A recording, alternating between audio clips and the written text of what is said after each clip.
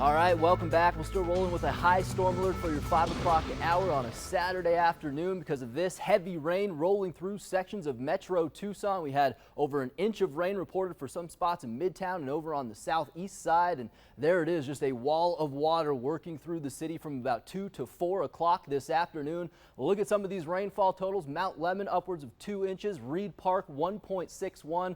Same right there at Craycroft and Golf Links, and right there where it counts at the Tucson International Airport, just underneath an inch of rain. So we'll add that to our official bucket now, and Tucson so far from June 15th through today just under that 7-inch mark. And to put that into perspective for you, our average for the entire monsoon is right around 6 inches. So we've already eclipsed that, and we still have 2 months to go to add to that total. So we want to know what you think. How much rain are we going to get right there at the airport? Let us know. Enter our Monsoon Master contest at KVOA.com. Prize package at over $700 could be yours.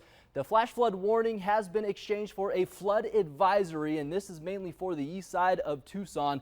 The National Weather Service reported high levels in Rincon Creek, and Rincon Creek actually feeds the Pantano and eventually the Rillito. So we'll have to watch for some of those low water crossings near the Pantano and then some of those elevated levels in the Rillito as the night wears on. Most of the rain for Tucson has come to an end, but we are still watching some of that steady, moderate rain coming down across the San Pedro River Valley from Bisbee right on over into Tombstone. We actually had some strong storms over western sections of Pima County earlier today as well. Those are starting to wind down with some light to moderate rain, but we'll have to watch for this batch of showers over Cochise County and down to the south of Tucson. You can see this kind of riding up to the northwest pretty slowly, so I wouldn't be surprised if here in the city we saw some more redevelopment overnight tonight. I don't think it'll be quite as heavy as what we saw earlier, but still keeping that chance of rain in there through the overnight hours. And one of the reasons why is because we have a couple of upper level disturbances moving through sections of Mexico, and as these roll through, they give us more uplift to get these storms going. So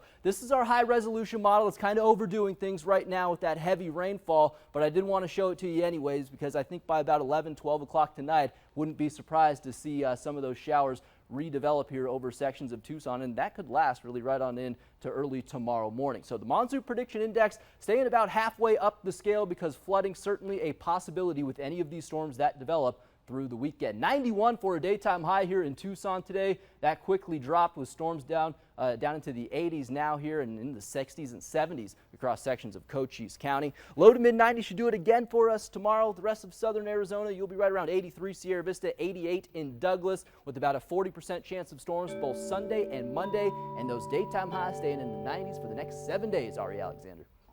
All right, coming up next.